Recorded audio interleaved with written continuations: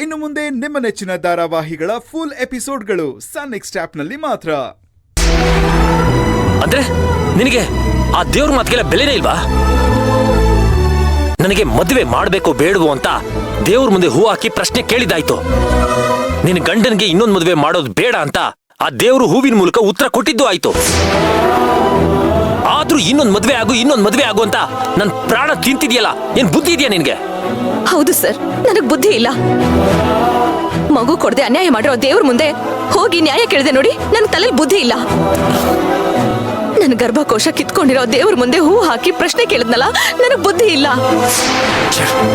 ನನಗಾದ ಅನ್ಯಾಯ ನಿಮಗಾಗ್ಬಾರ್ದು ಸರ್. ನಿಮಗಾಗ್ಬಾರ್ದು ಅಂದ್ರೆ ದಯವಿಟ್ಟು ಇನ್ನೊಂದು ಮದುವೆ ಆಗ್ತೀನಿ ಅಂತ ನೀವು ನನಗ್ ಮಾತು ಕೊಡ್ಬೇಕು.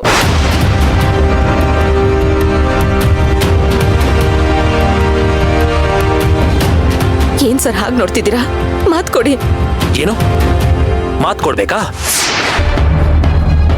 ಮಾತ್ ಕೊಡ್ಬೇಕಾ? ಮಾತ್ ಕೊಡ್ಬೇಕಾ? ಸರ್ ಯಾಕೆ ಸರ್ ಹೀಗೆ ಮಾಡ್ತಿದ್ದೀರಾ? ದಯವಿಟ್ಟು ನನ್ನ ಮಾತು ಕೇಳಿ.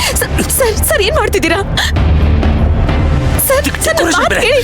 ಹೇಳಿ, ನಾನು ನಿಮ್ಮ ಒಳ್ಳೇದಕ್ಕೆ ಹೇಳ್ತಿದ್ದೀನಿ. ನನ್ನ ಉದ್ದೇಶ ಅರ್ಥ ಮಾಡ್ಕೊಳ್ಳಿ. ಸರ್ ನನ್ನ ಮಾತು ಕೇಳಿ. ನಿಗೋಸ್ಕರ ಇಷ್ಟೆಲ್ಲ ಡೆಕೋರೇಟ್ ಮಾಡಿದೆ ನೋಡು. ನನಗೆ ಬುದ್ಧಿ ಇಲ್ಲ. ಇದೆಲ್ಲ ಏನು ಬೇಡ. ಇದು ಅರ್ಜುನ್ ವಯಸ್ಸಲ್ವಾ? ಯಾಕೆ ಕೂಗಾಡ್ತಿದ್ದಾನೆ? ಬೇಡ ಬೇಡ ಬೇಡ, ನೀನಿಲ್ಲೇ ಇರು, ನಾನು ನೋಡ್ಕೊಂಡ್ ಬರ್ತೀನಿ. ಆಮೇಲೆ ನೀನ್ ಬರುವಂತೆ.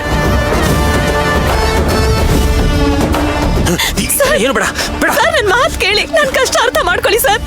ಬೇಡ ನೀನು ನನ್ನ ಎಷ್ಟು ಧೈರ್ಯ ಇದ್ರೆ. Sir please sir. ಅಯ್ಯೋ ಸರ್ ಬೇಡ ನನ್ನ. ಸರ್ ನಾನು ನಿಮ್ಮ ಒಳ್ಳೇದಕ್ಕೆ ಹೇಳ್ತಾ ಇದ್ದೀನಿ ಸರ್. ಸರ್ ನಿಂತ್ಕೊಳ್ಳಿ.